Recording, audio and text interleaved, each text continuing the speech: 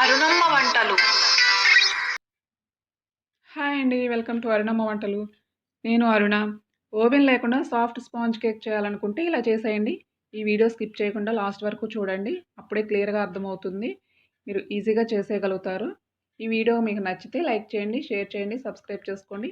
పక్కనున్న బెల్ మీద ప్రెస్ చేయండి. అలా ప్రెస్ చేస్తేనే నేను వీడియో పోస్ట్ చేయగానే మీకు వెంటనే వీడియో నోటిఫికేషన్ వస్తుంది. మీరు వెంటనే చూసేయచ్చు. చూడండి ఎంత సాఫ్ట్గా స్పాంజీగా ఉందో. ఒక మిక్సీ జార్ తీసుకుని దానిలో ఒక 2 ఎగ్స్ తీసుకున్నాను. దానిలో 3/4 గ్లాస్ వరకు పంచదారని యాడ్ చేసుకోవాలి.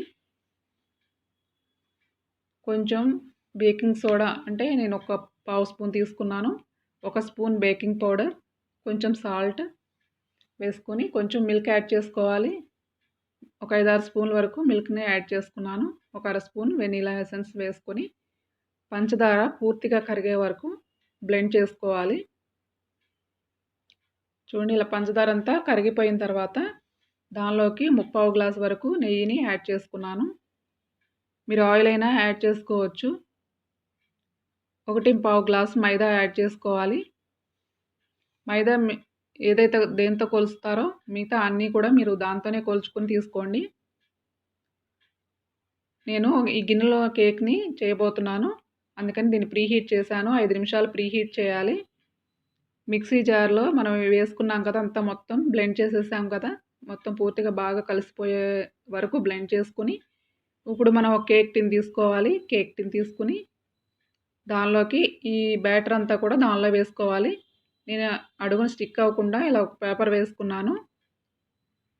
ఇది ఏం పేపర్ అంటే ఈకో బేక్ పేపర్ అనమాట. ఆడి ఈకో బేక్ పేపర్. ఇది మనకి కేక్ స్టిక్ అవ్వకుండా ఈజీగా వచ్చేస్తుంది. దీనికి కొంచెం ఆయిల్ కానీ గీ కానీ అప్లై చేసుకోండి. అప్లై చేసుకుంటే స్టిక్ అవ్వకుండా ఉంటుంది. అప్లై చేయకపోయినా కూడా స్టిక్ అవ్వదు. అలాగే మనం ఈ మొత్తం బ్లెండ్ చేసుకున్న బ్యాటర్ అంతా కూడా ఈ కేక్ టిన్లోకి వేసుకోవాలి.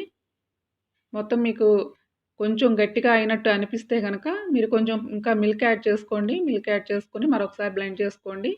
మీకు అప్పుడు ఇంకా కొంచెం సరిపడా వస్తుంది బ్యాటరు. ఇలా ఒకసారి ట్యాప్ చేసుకోండి. ట్యాప్ చేసుకోవడం వలన ఎయిర్ బబుల్స్ ఏమైనా ఉంటే పోతాయి. ప్రీహీట్ చేసుకున్నాం కదా, ఈ గిన్నెలోకి ఒక స్టాండ్ పెట్టుకోండి. దానిలోకి మనం ఈ కేక్ మౌల్డ్ని దానిలో పెట్టుకోవాలి. పెట్టుకొని ఒక 30 నిమిషాల వరకు బేక్ చేసుకోవాలి.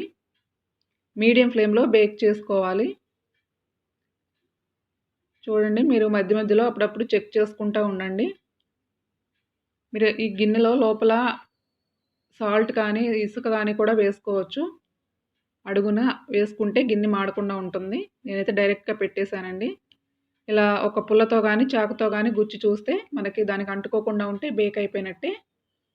ఇది కొంచెం ఒక పావు గంట వరకు చల్లారనివ్వాలి. చల్లారనిచ్చి డీమోల్డ్ చేసుకోవాలి. ఇలా చుట్టూ కదిలిస్తే మనకి ఈజీగా వచ్చేస్తుంది. ఒకసారి మొత్తం చుట్టూ ఇలా కదిలించండి. కదిలించి డీమోల్డ్ చేసుకోండి. ఈజీగా మనకు ఊడొచ్చేస్తుంది. మీకు ఈకోబేక్ పేపర్ లేకపోయినా కూడా ఆ టిన్కి డైరెక్ట్గా ఆయిల్ కానీ నెయ్యి కానీ అప్లై చేసి మైదా చల్లి మీరు డైరెక్ట్గా చేసుకోవచ్చు. అయినా కూడా అంటుకోకుండా వచ్చేస్తుంది. ఇప్పుడు ఈ పేపర్ని రిమూవ్ చేసేయాలి. రిమూవ్ చేసేసుకుని ఇంకా పీసెస్ లాగా కట్ చేసుకోవాలి.